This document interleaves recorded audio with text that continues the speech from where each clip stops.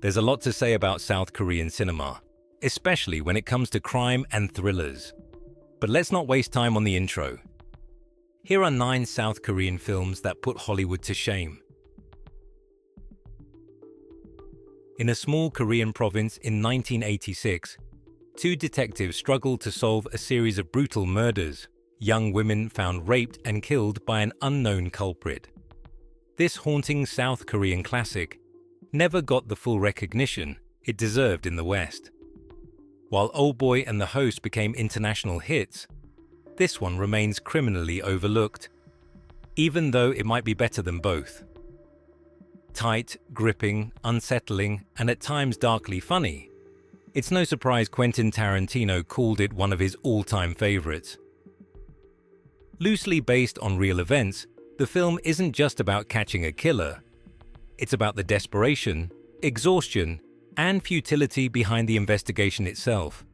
In a time before modern forensics, a complex, perfectly crafted police procedural that both embraces and dismantles its own genre.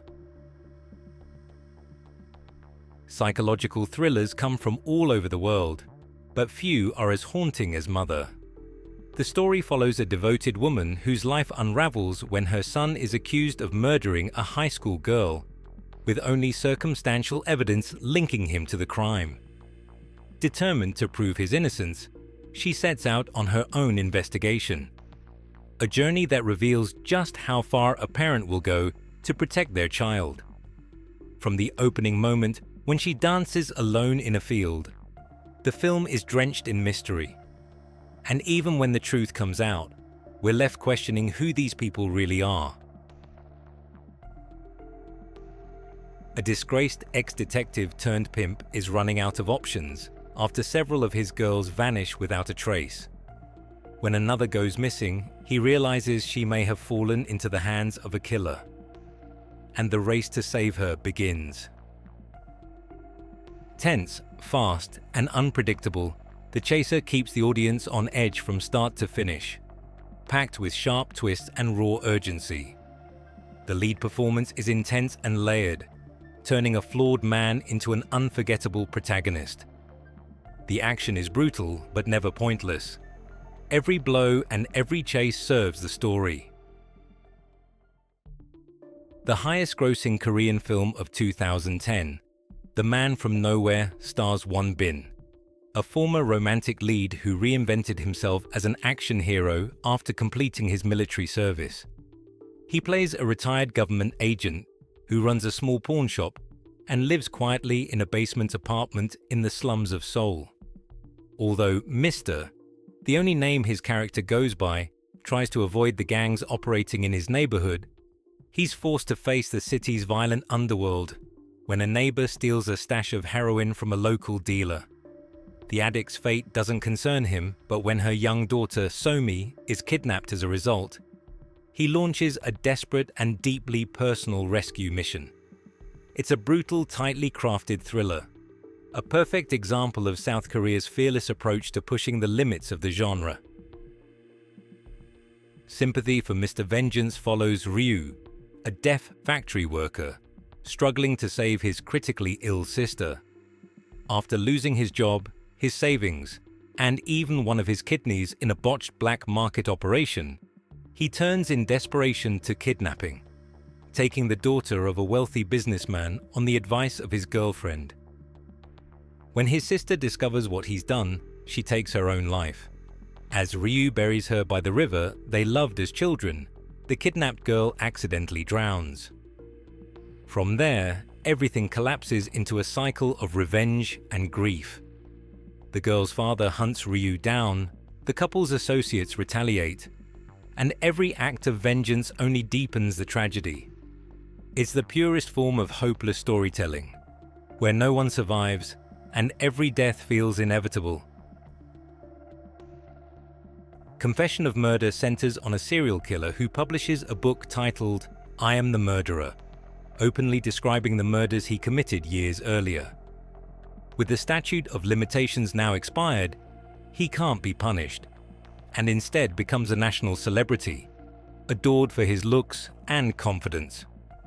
A weary detective who failed to catch him 15 years ago is still haunted by the case and determined to uncover the truth. The film blends sharp social commentary with slick action, turning its focus on a culture that glorifies criminals and treats true crime as entertainment. Private Eye is a stylish period mystery set in late 19th century Korea, blending noir atmosphere with lavish production design and a darkly comic tone. The story follows a down-on-his-luck detective who normally handles adultery cases, but gets drawn into a far more dangerous investigation when a young medical student discovers the corpse of a high-ranking official's son. Fearing he'll be framed for the murder, the student begs for help, and the reluctant detective takes the case.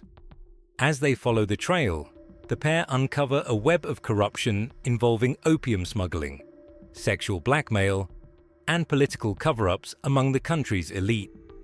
With the aid of a sharp-witted female scientist and her odd inventions, their search leads through opulent mansions, seedy dens, and a traveling circus filled with hidden dangers.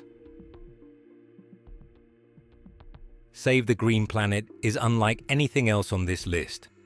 A wild mix of science fiction, dark comedy, horror, and tragedy that somehow holds together perfectly. The story follows a young man convinced that aliens are living among humans and plotting to destroy Earth.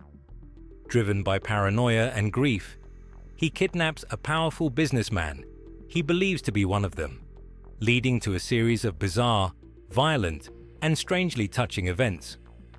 Constantly shifting in tone, the film moves from absurd humor to genuine horror without losing its sense of purpose. It's chaotic, funny, and heartbreaking all at once. The last film on this list, and an absolute must-watch. When Oldboy was first released in 2003, it redefined what a thriller could be. The story follows a man who is kidnapped and imprisoned for 15 years without knowing why. Then, just as suddenly as he was taken, he's released, with no explanation, no warning, and only 5 days to uncover who was behind his captivity and why it happened. The film traps both the viewer and its protagonist in constant suspense, forcing us to question what's real and what's not. It's a journey through vengeance, guilt, and madness, driven by one haunting question. Would it have been easier to endure if you knew how long it would last?